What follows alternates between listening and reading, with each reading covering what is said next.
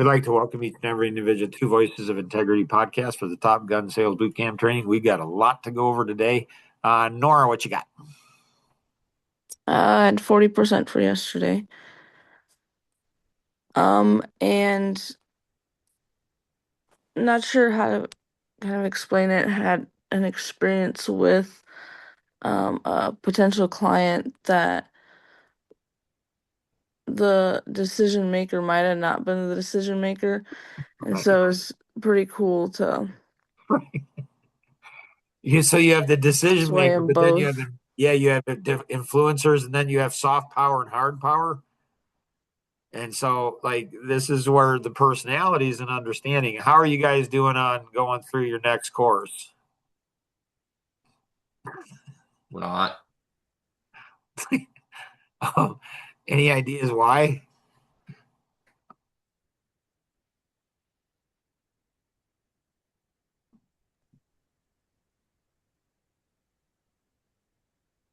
I'm not sure. It's because you guys are kids. You don't, it doesn't give you the dopamine hit to go through it doesn't give you the dopamine hit to go through the courses like it does to give you dopamine hit to do all the other fun things that you get to do. So you're kids, which is fine. There's nothing wrong with being kids. Just know the truth. Otherwise, we're lying. We don't want to lie. Like, so we're kids, and so we go after the dopamine, the sugar, the fun, which is fine. Again, just know the truth.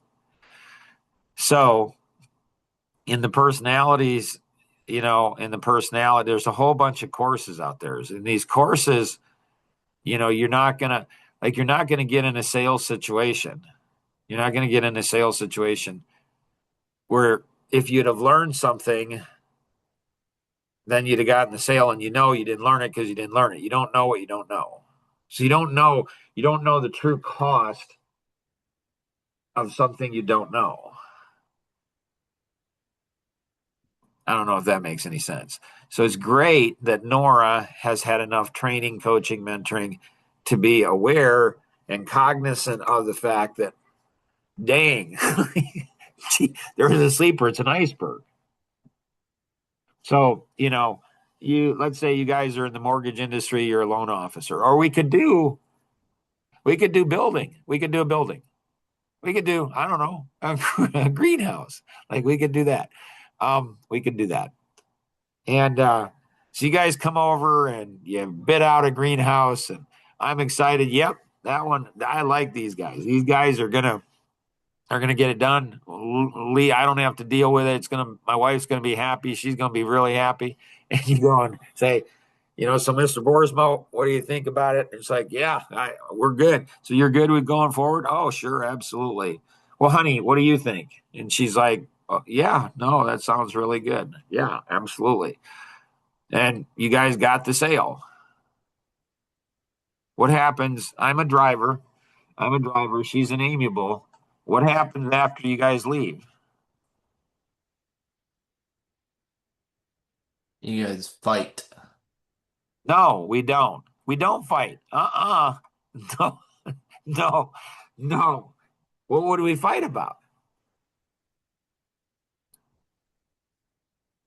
And who's the decision maker? Who's the decision maker in our family? Me, driver, male, man.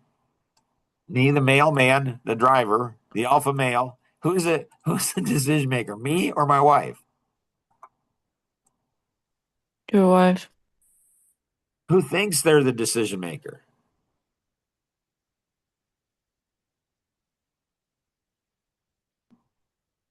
The husband, the driver.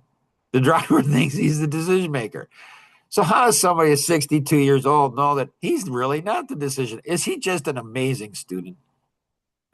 See, if you want to learn, if you want surface learning, go through a course. If you want deep learning, teach a course.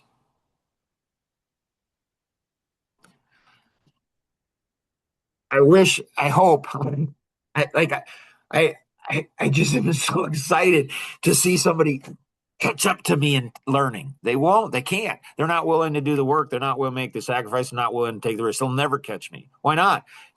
Because they don't have the vision. The vision limits somebody. Like if the vision is just for myself and my own enjoyment, my own thrill and everything, I'm only going to go up to here. This is all I'm going to go up to. I will never go beyond this because the vision is for my own enjoyment, my own satisfaction. That's what it is, which is fine. If that's what God put you on this planet to do, is to serve yourself and have a dopamine hit and feel good about yourself. Well, that's fine if that's what he's done. But you'll never go ahead and ever become a student like an Alvin Miller. You'll never become a student like Tom Coons. You just won't. They're in there like Elvis in his 80s. I don't know if I'll ever catch the guy. I mean, I don't know. Like that dude, man, is he good. Man, is he a great student. Holy cow. So anyways, so Nora's right. Like what would happen afterwards, we left, I'd be like, man, this is exciting. You get your greenhouse. And it's like, yeah. And it's like, she wouldn't, it's subtle. There's soft power, hard power. And the men, typically the ones with the egos, they're the ones that can be moved the easiest. So they're not making the decision. They think they're making the decision. They're not. So after you guys leave, I go, honey, what did you think? Oh, yeah. Did you like Kenny and Luke? Oh, yeah. They're nice guys. Yeah, super nice. I'm like something doesn't seem quite right. Well, no. No. No, they're super nice. They're nice young men. They'll do a good job. She's going to tease me. She's going to tease it right out of me. Well, do you have some concern or something, honey? I don't know. Well, tell me what you're thinking, sweetheart. I don't know. I just get this feeling that Luke, I don't know. It seems like money grows on trees for him. I don't know. Probably I'm wrong. And Kenny, I don't know if he's going to tell the truth. Like he might. I, I don't. It's probably nothing. Sure, go ahead. She will take you out, and you'll never know what hit you. Never know. I mean, never ever know. The amiable, they're the dark horses. They're the ones that they work underneath everything and move everything, and they are masterful at it. Just masterful at it. And typically, the only one who kind of knows that is their parents, maybe their sibling. Well, and of course, the spouse when they get married, and the kids, maybe. But the kids, it might take 20 or 30 years for the kids to really realize, was that really going on those 30 years? Yipper. Wow. Yeah, that's what happens. So excellent insight, Nora. Questions or thoughts that you have on it? No, not really. Very impressive. Yeah, very, very impressive. That's awesome magic. Um, we've shared this in the past. I don't know if you guys take screenshots of this stuff here. My old system knew exactly where it was. The new system, sometimes I struggle with it. So it's the one with the circle where you're going around.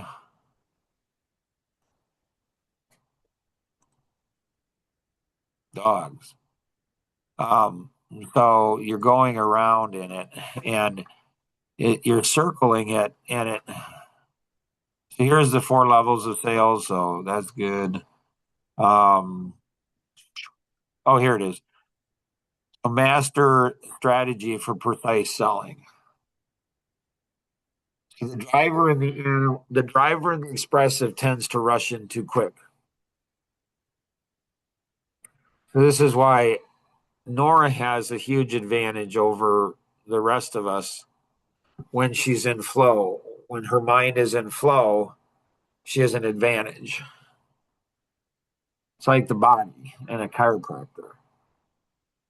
And so, because she's got a double analytic, and so that's going to be patient, making sure everything's perfect. She'll she'll be patient. She'll see this kind of stuff. So she has an advantage. Just God gave her a brain. It just is double analytic. But the real power comes not in that. The real power comes in her secondary, which is expressive and driver. She's got she's got some really cool stuff going on. She got in her head. Like it's double analytic. And then here you got the expressive going on, and then you got the driver going on as secondaries. When she's in flow, when everything's in flow with her, she will be a natural sale person. She'll be a killer, absolute killer in it. But the downside, the dark side of that energy is when she's not, she's a mess. And so it's like an inner outer quadrant personality, a chameleon. So when she's hot, she's really hot because she's analyzing when she should analyze, executing when she should execute, focused on the task when she should, and people when she should. When it's all in harmony, when everything's in harmony, it's just flows. It's like when people ask her since she was a little girl, like, how do you do it? She just smiles. I don't know. But when she's out of flow, oh my gracious, it's a mess. It is an absolute mess, like a mess, because she's analyzing when she should execute. She's executing when she should analyze. She focused on the task when she should the people, and people when she should the task. And so that's where it's good and it's bad. You know, there's pros and cons of it. So having the precise selling and following a system and being disciplined in the system. So excellent observation. Like it's really, really good observation of what you're doing there. So anything else, Nora, you got? No. Any what you got?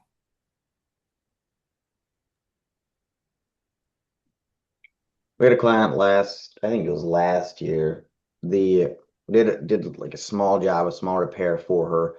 And the overall experience wasn't, I didn't think it was that great for her. We showed up 6 o'clock in the morning and woke her up and she wasn't happy at all. But she gave us referral. And the guy spoke well of us. So I guess I don't know if that just happened or is that, and people have those kind of experiences with us, is that still? Yeah, great question. Two things that triggers. One is in the mortgage industry. One is in the mortgage industry when you have a hard application processing. Like every mortgage doesn't go smooth. Like it can be messy. It can be hard and messy, and oh my goodness, it's messy. And I mean, there can be strong words. A client may be swearing at you, but it's weird because if the job, like the start is really important and the end is really important. What happens in the middle, what happens in the middle is important. You don't want it to get messy, but you better finish up strong. You better clean. You better make sure and they'll forgive you. They will. Um, you know, so that's one thought that I have. And again, you're continually not using a checklist. It's like you're rigid. 1 to 10. Well, have you had much experience, Nora, with commercial pilots? Um, Okay. Are they rigid with their checklists or not? they tend to do more of a flow. Like so you have your checklist you go by, but then you kind of create like the flow of everything you go through. So they'll do that and then they'll go back to the checklist and make sure that they did everything. So a little bit different than Yeah. what So we if you're would. if you're flying, I don't know, 5, 6, 7 times a week, like if you're doing that versus once a month, or, if you're doing it every day, that's, probably you're not going to crash on the first time you fly, most likely. You're not where you crash is when you hit the teenage moment. Okay, I think I got this down, and then you get sloppy. The same thing is true in life. So so what's in between, like them Army casualty principle, you guys all know that, right? Research your losses and find out why you had a death and make sure it doesn't happen again. Yeah. So that's one. The other thing that hit me, which is fascinating, like it's fascinating to me how my brain works. Oh, meta intelligence. Patrick, I was talking to him after pickleball yesterday for over an hour, and he said there's meta intelligence. He's just been exposed to it. I said, what's that? He said it's very unusual. It's very abnormal for human beings. I'm like, okay, what's that? And he's like, it's when there's very few people that do it where they think about what they're thinking. I'm like, oh yeah. Like what they're doing is they're their own worst critic. They're trying to go ahead and find flaws in their thinking and alter their thinking. Most people's thinking is their identity. So they can't be wrong. They can't this. They get locked into situations. This is how situations are. They cannot take themselves and have an out-of-body experience to say, what if I'm all wrong about this? Like, what if I'm just all wrong? And so that one conversation, which was fascinating, because when we were playing, pickleball, I asked him, hey, how'd your weekend go? He's like, eh.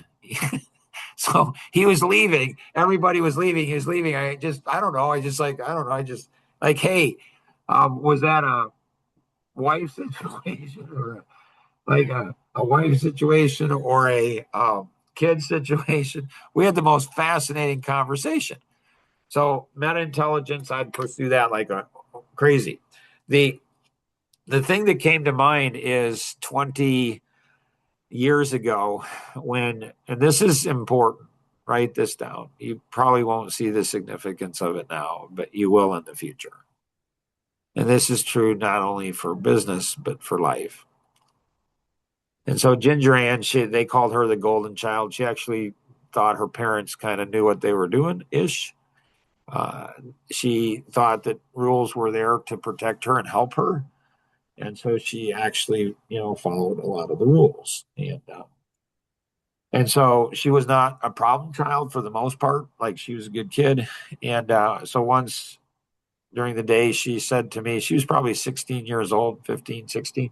And she said to me, hey Dad, can we have a conversation today? And I said, absolutely, honey. We'll do that before, we go to bed. She's like, okay, Dad. And so, yeah, she's probably 15, 16. And so I'm walking out to bed and she's in the living room and I'm walking by her up to bed. And I said, good night, honey. And she says, Dad, the conversation. I said, oh, I'm so sorry, sweetheart. Yeah, can we just do that tomorrow morning? She's like, sure, Dad. See, this connects back into Bricio and his son.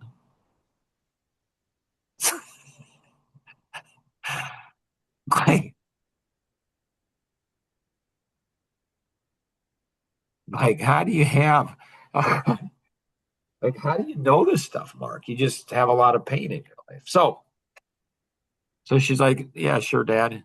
So I woke up that next morning. I'm like, Mark, you suck as a dad. You're just pathetic. You're just pathetic. You're just pathetic. So I apologized to her. The next day. Said, honey, I'm so sorry. Your dad just messed up. And so we talked about it. I don't even remember what the conversation, but it's not about the conversation. It's about the principle. So we talked about it and everything's fine. So she's in puberty, so she's a girl. She's all over the place. But Ginger Ann was different than I think most girls. She thought through things. So I don't know, a few weeks later, she's got this attitude, this chip on her shoulder. And I'm like, honey, like, what's going on? And she's like, I don't know. But I could have rationalized. I could have said, well, you know, she just, that's teenage girls. They have attitudes. I don't know what's going on. And I went into her bedroom and she's sitting on her bed and I'm like, sweetheart, like you and I, something's not right.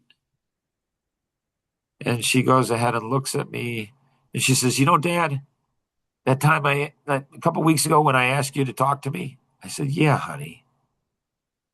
I mean, I'd apologized already. I had, you know, we had to work it out. She said it was fine. She said it was fine. And now she's all ticked and miffed and upset at me. How do I respond to her?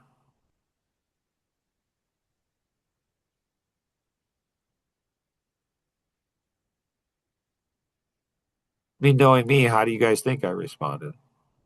Just right. What's that? Just right. I'm just right? You responded just right. Oh, just right. Gotcha. So I went ahead and said, honey, you know, I'm so sorry. So tears start flowing down my face. And I'm like, I'm so sorry, sweetheart. You're right.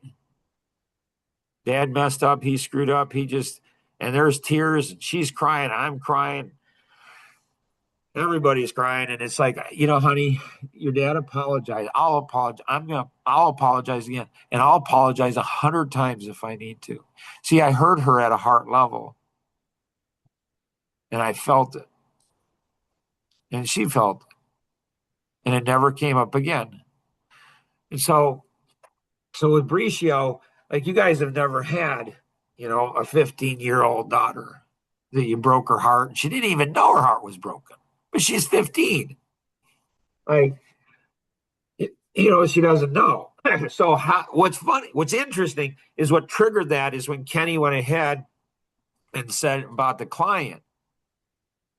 And so I thought, ooh, Ginger Ann's story. Like you go back and I don't know, you give her a gift of some type and say, hey, I was thinking, like I'm in this Top Gun, you know, sales mentoring program or business mentoring program, whatever you want to call it. And you say, you know, I thought about how we messed up and I just want to tell you, I'm sorry again. Like you talk about winning a heart. Like nobody does that, especially men. They just don't. They don't feel that pain of disappointment and letting down. Unless, of course, they're amiable. And they've healed. And, well, Mark, you're a driver. So they say.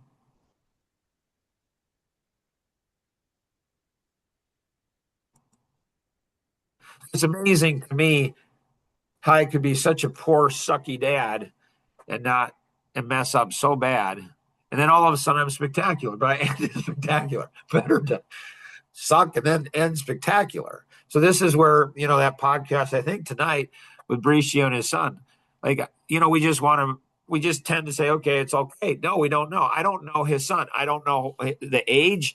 I don't know where he's at. I don't know. We can do damage. He doesn't even know it. I can't tell you how many of my children I've had that happen. Ginger Ann, I caught it. The others is when other people, like I messed up with Ginger Ann, I caught it. Other people, like my mom and my brothers, they messed up with my kids. And I've got so many stories about other people hurting my children, and my children, when they were young, they stood up and they said, it's okay, Dad. I'm like, I'll go to bat for you. They're like, no. And I wonder if I should have. So I don't want that to happen to Bricio and his son. Because I'm responsible for it. I could have seen it. I saw the just stupid on my part. Urgh. Anyways, good stuff. So you could go back when you do that and you could put that into a system. We mess up like we care. No, we don't talk care. Well, apologize. No, we do care. We care like nobody's like that's the vision of the company. Like the vision of the company, that's what it is. Like that's how we do it. That's how we roll. Like we are just flawless, not perfect, flawless. We make a mistake, we acknowledge it, and we're going to fix it, and we're going to make sure we feel the pain because the client should have to feel the pain. They just shouldn't. Nice. Love it. Well done, Kenny. Luke, what you got?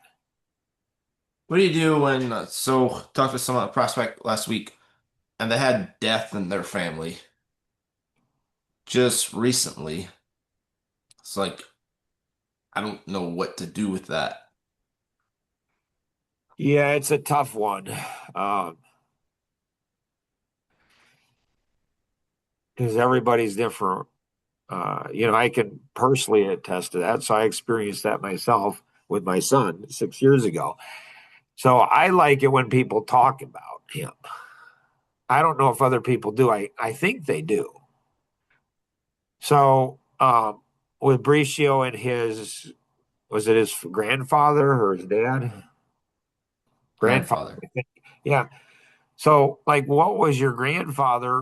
What are some fond memories of your grandfather? Depends. I mean, our son, it was a suicide, so brutal death, like a brutal, brutal death. I mean, just hard. And so you want to show compassion and say, I am so sorry for your loss. And then you just let some space, almost like I just did. Like you're speechless, you're overwhelmed. You don't know what to say, you don't know what to do, you know, and then you look at their personality, you assess all of that, and then you male, female, older, younger, other connections, all that kind of stuff. Like it's crazy. It's crazy on all of the different factors that are involved in it. So sometimes I will go ahead and say, do you need a hug? High risk. Like, I did that to a young lady, 21 years old at pickleball. Like, nope.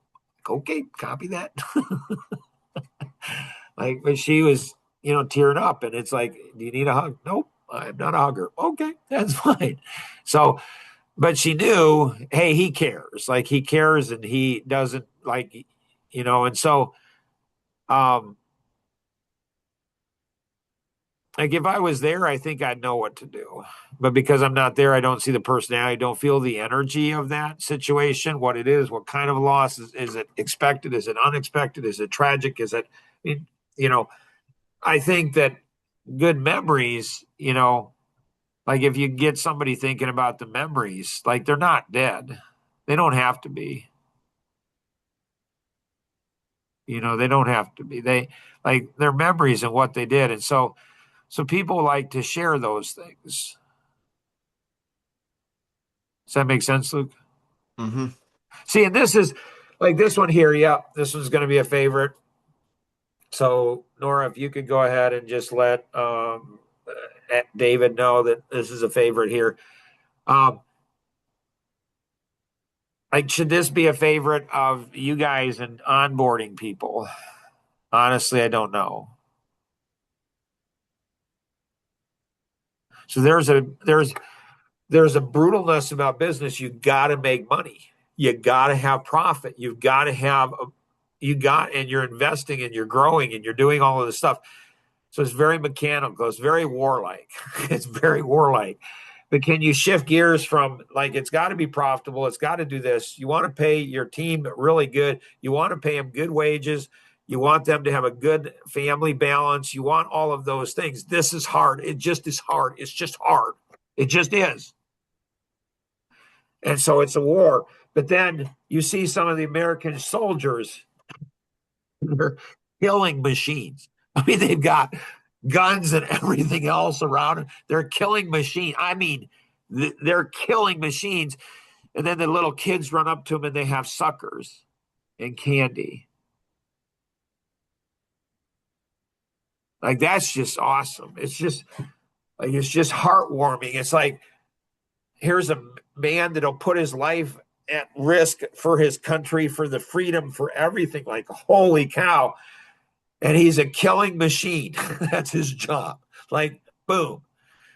But then he's compassionate. He'll protect and put his very life at risk for a child. Like, dang, that's really cool. Jeepers.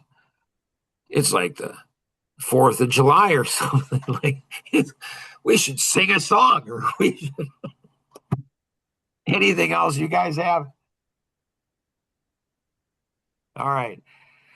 So, if you have any questions on this, every session, if you're, thinking about joining Top Gun, every session is not like this. There's some, it's just like being married. There's some days that it's just like it's the coolest thing in the world. There's other days it just sucks. It's just hard. It's just hard work. It just is. It's okay. That's how life is. Same thing with kids. Some days that you're just like, man, I love having kids. Don't talk to Patrick and don't talk to me about that, though. If you have any questions, connect with the individual who invited you to participate in today's session, or you can call toll free 888-230-2300, outside the US 630-393-9909. And always remember, we can accomplish so much more together than we ever could on our own. Have an amazing day. Bye-bye.